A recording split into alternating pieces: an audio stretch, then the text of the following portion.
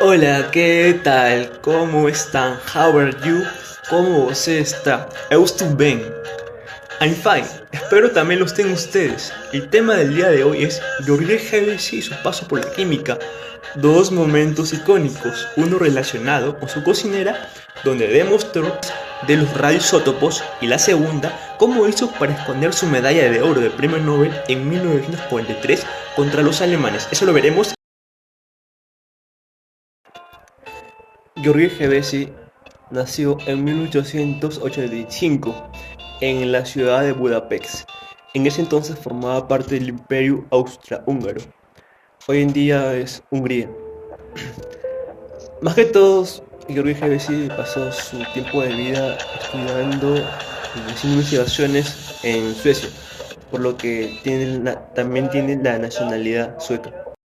Un dato muy importante es que él participó en la Primera Guerra Mundial, que duró en 1914 a 1918.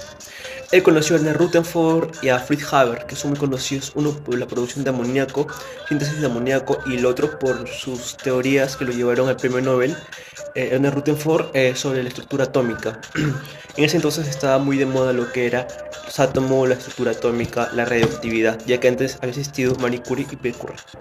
Ok, pero ¿qué le llevó a George Hevesy a ganar el premio Nobel de 1943? Si él muchas veces desde ese tiempo lo había ansiado con otros descubrimientos muy importantes, como es descubrir el agnio, que proviene de Agnia, que fue el nombre del antiguo romano en Budapest, y el elemento del potasio, su isótopo 41.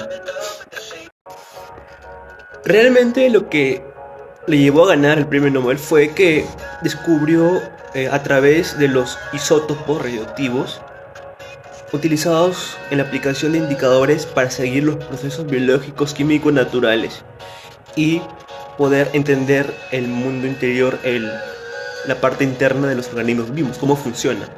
Y más adelante se perfeccionó con técnicas fotográficas, como podemos ver aquí, y otras cosas más avanzadas.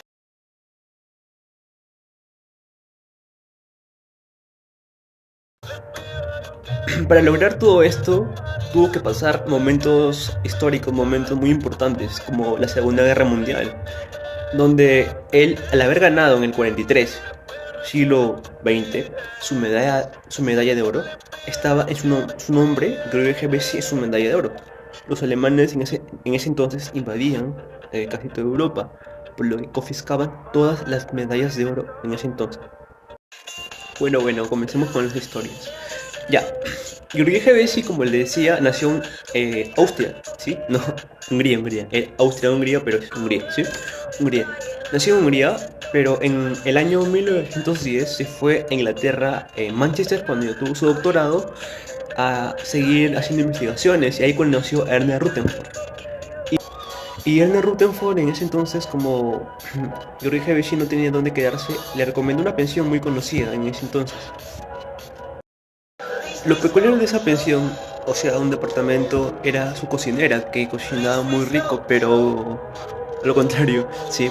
Entonces, ese era lo peculiar, de que la cocinera se decía que te reciclaba la comida de un día anterior y te la servía el día siguiente. Entonces, sus platos no le gustaban los comensales. Entonces, ese departamento tenía, esa pensión en ese entonces tenía, eh, era muy conocido por eso. Como te mencionaba al comienzo, George Hevesy, para validar su hipótesis, tuvo que hacer algo, se puede decir, maquiavélico, para validar que los trazadores reactivos realmente funcionaban. Y bueno, remontamos a 1962, en una entrevista que le hicieron en Berkeley, California, en una charla de la física de la radiación en los primeros días. En la conferencia le preguntaron: me gustaría preguntarle sobre lo que escuché acerca del experimento de los trazadores reactivos que involucra la comida de una pensión. Y a George Hevesy se le vino a la mente en ese tiempo de 1910, cuando fue a Manchester eh, a comenzar su nueva vida en Suecia, en Inglaterra. George Hevesy, cuando llegó a Manchester en 1910, no tenía ni un centavo. y tenía ahí su amigo Ernest Rutherford. Ernest Rutherford le recomendó una pensión muy cómoda, entonces él hizo caso. Todo era chévere, lo malo era que en ese entonces había una cocinera que se podría decir que repetía diariamente el mismo plato, como que reciclaba las comidas, y eso era algo muy incómodo. Gran Ernest Rutherford que le recomendó a su amigo Georgie Gevesi ese departamento. El pobre Georgie Gevesi sufría malestares estomacales. Empezó a sospechar que la cocinera reciclaba la comida que sobraba. Si algún pensionista dejaba algo en el plato, vuelta la olla. Cuando osó comentárselo a la cocinera, ella puso un grito al cielo. La comida que servía ella era siempre fresca, entre comillas. ¿Cómo podía decir semejante barbaridad? Georgie decidió entonces hacer un experimento y aprovechó lo que tenía más a mano para llevar a la pensión a escondidas una pequeña cantidad de una sustancia que digamos lo extrayó del laboratorio de Anne Rutherford. Se llamó el torio. El torio es un elemento químico que su nombre se debe a en honor a Thor. El torio fue aislado por primera vez en 1828. Entonces, un domingo durante el almuerzo, Georgie Gevesi lo que hizo fue agarrar un pedazo de carne, sí, y rociarle el torio.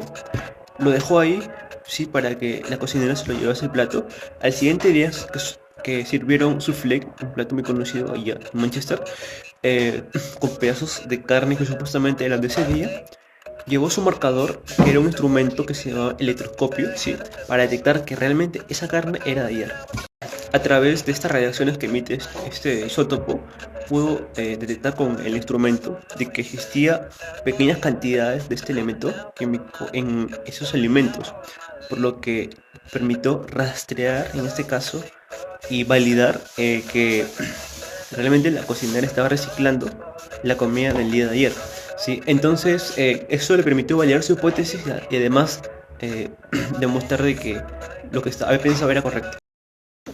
Gracias a sus aportes, hoy es posible marcar prácticamente cualquier proceso físico o biológico, natural o de laboratorio, y detectar pequeñas cantidades de radiación emitidas.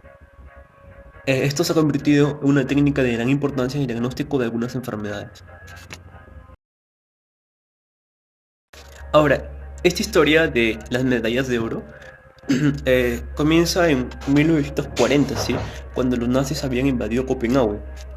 El físico, el Niels Bohr, ¿sí? Se pasea nervioso por su laboratorio del Instituto de Física Teórica y tiene apenas unas horas para esconder las medallas de oro de Nobel de sus colegas Max von Laue y James Frank, ¿sí? Que le enviaron a él para que los protegiera. Sucede que si tú de Alemania en ese entonces, en época de guerra, sacabas del país de Alemania oro, te puede decir que te sentenciaban directamente a muerte, ¿sí?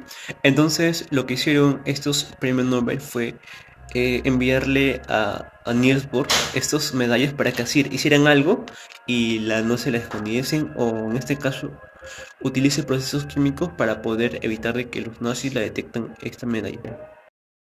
Acuérdense que existen hasta ahora, bueno, eran dos medallas de Max von Laue y James Frank, de los físicos alemanes, y lo otro era de Georgie Gevesi. Estas tres medallas se tenían que en este caso esconder así. Entonces lo que hicieron era, en un vaso precipitado, pusieron las medallas de oro y lo disolvieron con agua regia. La agua regia es una mezcla de ácido clorhídrico con ácido nítrico.